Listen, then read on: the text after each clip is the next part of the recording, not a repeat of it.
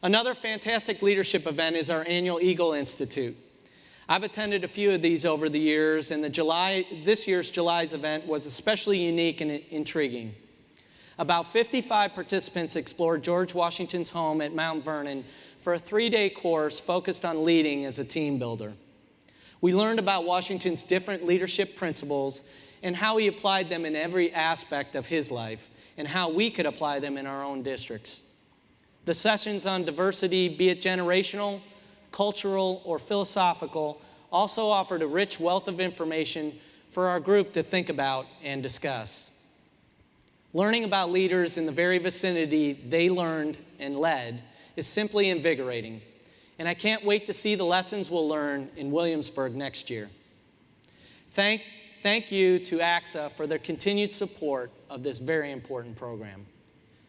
In conjunction with the Eagle Institute, there's one more set of awards we need to address. Matthew Foxhall and John, will you please join me on the stage and introduce us to the Eagle Awards?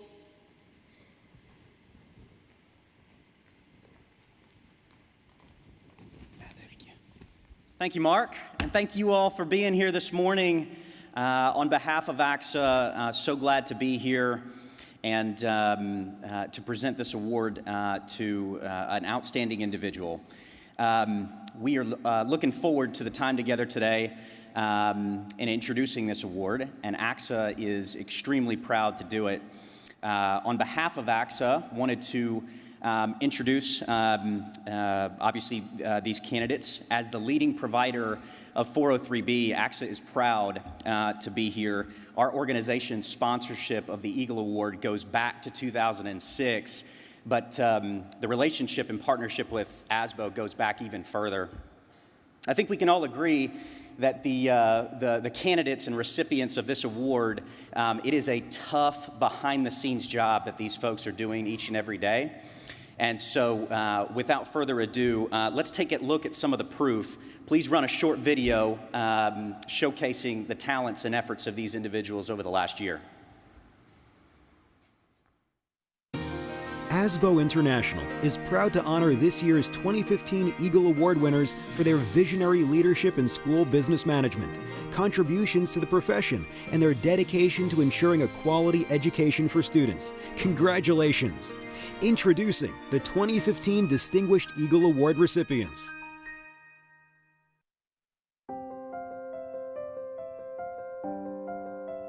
I come from a long line of women who do math.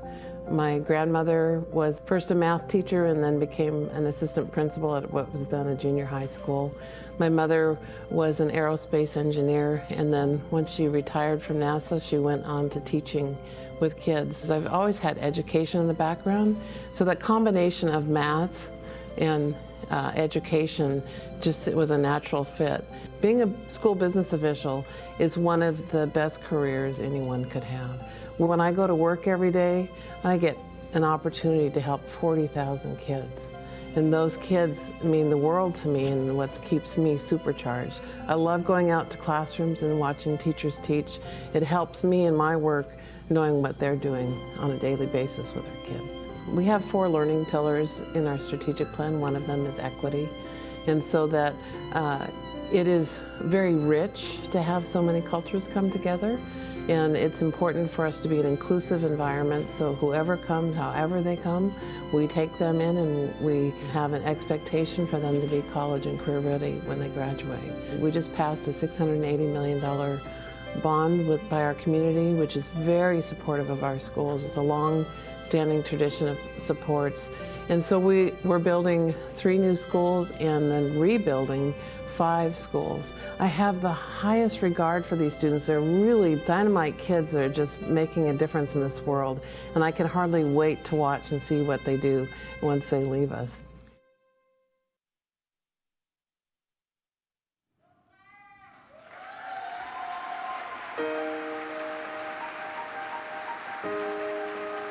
I got interested in school finance management because I formerly was on the Board of Education, and one of the first things we had to do was hire a school business administrator. At the time, I had 2 degrees in business. I liked working with schools and kids, and I really didn't even know the job existed. Once I started to explore the opportunity, I knew that's what I wanted to do. I think some of the financial challenges we face today as professionals in the business of education is simply limited or diminishing resources, and yet trying to deliver quality education for 21st century learners. In order to achieve at high levels, we need to make sure that we ensure we have that commitment, and that starts with budgetary spending on programs that actually achieve results. I think perhaps the thing I'm most proud of is my ability as an educator to be part of the educational process. A lot of times districts look at business administrators as someone sitting in the back doing just bean counting, and that's certainly not the way it is. And in the District of Summit, I've been very fortunate to be an active member of the cabinet, working with principals, working with supervisors, and getting involved in some of the programming challenges that we have, and getting a broader understanding of education. And it's really exciting to see the work that you're doing actually take root and providing those opportunities that we talked about with the students. When we see how we're actually doing when benchmarked to other districts or across the nation or even internationally, it's a really good feeling to know that you're a part of something big and that you're a part of something that is going to live on in the students in which we're bringing through the school system.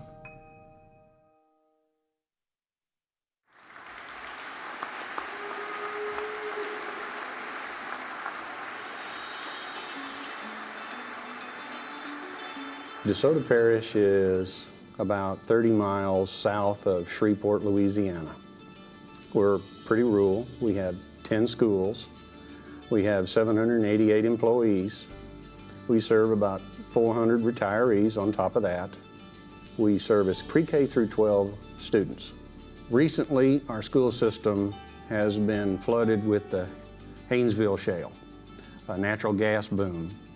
So from about 2008 to, I want to say 2012, we had a revenue boom, you might say. Sales tax went from $8 million to $74 million.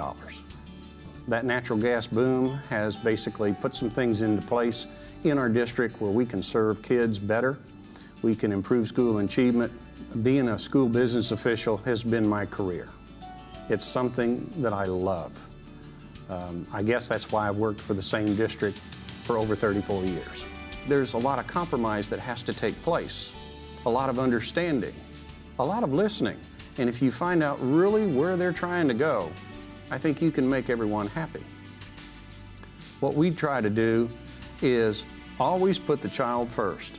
This is the reason we do it. It's to improve an ACT score. It's to improve a reading level. It's to improve a math score. Budgeting has to be more than just the legal and the financial. It has to connect the student to the next level of growth. When I first started, I never even thought I was going to receive a national award. It's a joint effort, really. It's not just one man's effort.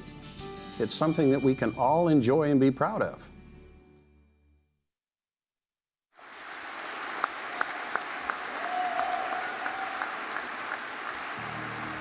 And now, the 2015 International Eagle Award recipient, Earl Burke. When I was going through school, my aspiration was to go to the Marine Corps. I came from a military family. My grandfather served, my uncle served, my father served. That's where I was going. I didn't have any aspiration or any understanding of anything beyond that thing. And the opportunity, though I didn't see it at the time, was that when I went to take the Marine Corps entrance exam, the physical, and do my oath, they discovered that I had a scar on my retina, which was a disqualifying medical condition that they couldn't make any repair. So for a kid, 16, 17 years old, whose whole life had been an aspiration to go do this one thing, to suddenly be put in a position where my whole life was changing, and I had no thought about what I was going to do, it was a real eye-opener. I wound up going to University of Southern Mississippi, and got on track to an education. So that was an opportunity that I didn't recognize as an opportunity, but it's gotten me where I am now. We want our students to walk out of our doors prepared and armed with every tool they need to go out and find their destiny. And I think every school district should aspire to that.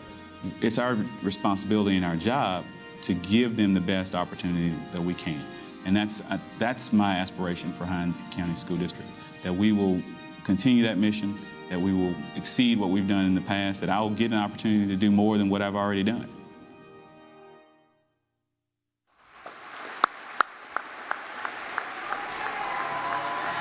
Claire Hertz, Louis Pepe, Stephen Stanfield, and Earl Burke. On behalf of ASBO, AXA, and students everywhere, we thank you for your commitment to your profession, honor you for your extraordinary achievements, and congratulate you on your 2015 Eagle Award. Amazing people. At AXA, we believe a strong education and financial security are inextricably linked. Education helps provide students with leadership skills and assist them in developing the building blocks for future success. So it comes as no surprise that, again, this year's Eagle Award winner goes to someone who truly understands the connection between exceptional financial management and student success. It gives me great pleasure to introduce to you your 2015 ASBO International Award winner, Earl Burke.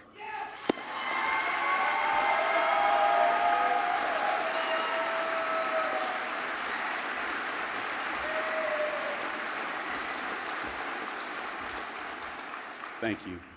I am greatly humbled and honored to be receiving this award. I would like to offer my sincerest gratitude to the Association of School Business Officials International, as well as AXA, for sponsoring and supporting this award. My congratulations as well to my fellow distinguished recipients, Claire, Louis, and Stephen. Would you give them another round of applause?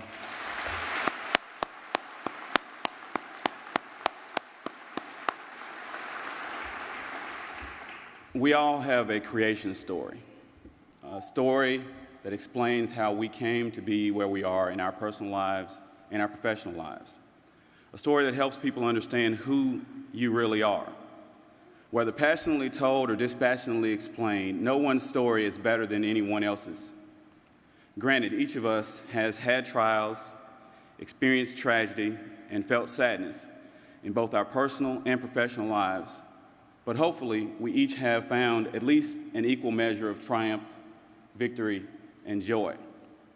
In fact, if we listen to each other, truly listen, we find far more similarities than differences.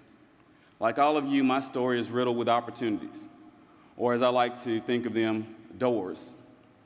Doors that we either choose to or were forced to walk through, or doors that we turned from, ignored, or by our own hand we closed, or those doors that were slammed firmly in our faces. Each of us made choices based on our specific doors and the options they presented. In response to those choices we may have created the lives we now live and the people we now are. Many of you who really know me will recognize two of my favorite quotes. The first is this: the main thing is to keep the main thing the main thing. That's Stephen Covey, but I steal it quite often. This helps me to focus all the people that I carry around in my head. Yes, Christy Jones, I admit it now in front of all these people. There are people, and they do talk, and occasionally I do answer. Unapologetically, the voices of my grandparents who raised me, my mother, who is unfortunately not able to attend today because she's fighting a battle with breast cancer, my mentors who inspire me, speak and say, don't be like them. Work harder. Be better. Kindness is not weakness. Uniqueness is not strange. Confidence is not conceit. And success is not accidental. My grandparents, who did not live to see the man I have become, showed me that I was more than my circumstance, that I could be more if I made the right decisions. I just needed to determine what was going to be my main thing. Occasionally, I have been asked, why don't I ever seem afraid? Why don't I get upset if something doesn't go my way? Or what motivates me to jump off big rocks? The honest answer is, I do get afraid, and I do get upset. And as for big rocks, my wife makes sure the insurance gets paid. So that leads me to my second favorite quote, which is, I am only one heartbeat away from explaining why I did it the way I did it. This is truly an Earl Burke. Half jokingly, but never irreverently, I imagine one day when my story is over and I'm going to be called to explain to my Lord and probably my grandparents why I did this thing or that thing, or more likely, why didn't I go through that door but choose another door? I want my story to be epic in the retelling. So much so that everyone who had a hand in my story should feel that I was worth their effort. ASBO, I would not be here without the support and guidance of so many of you. In closing, I offer my gratitude to my superintendents, both past and present. If they'll stand, I'd like to give them a hand of applause.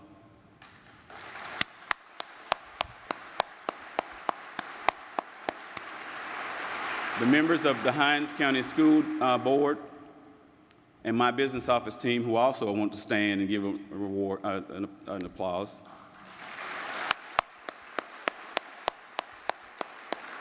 Each of you shape and support my work. To my friends and mentors in the Southeast Association of School Business Officials and the Mississippi Association of School Business Officials, a heartfelt thank you. You each inspire me. And to my family and extended family, specifically my children, Tamar, Ayana, and Michaela, thank you for reminding me to laugh. Yes, you can stand. Yes.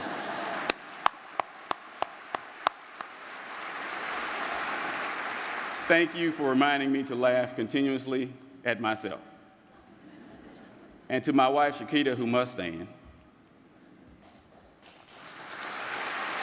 thank you for being the center of my life and my love. And you know, for making sure that that insurance does get paid. Thank you, ASBO, for adding to my story. Thank you.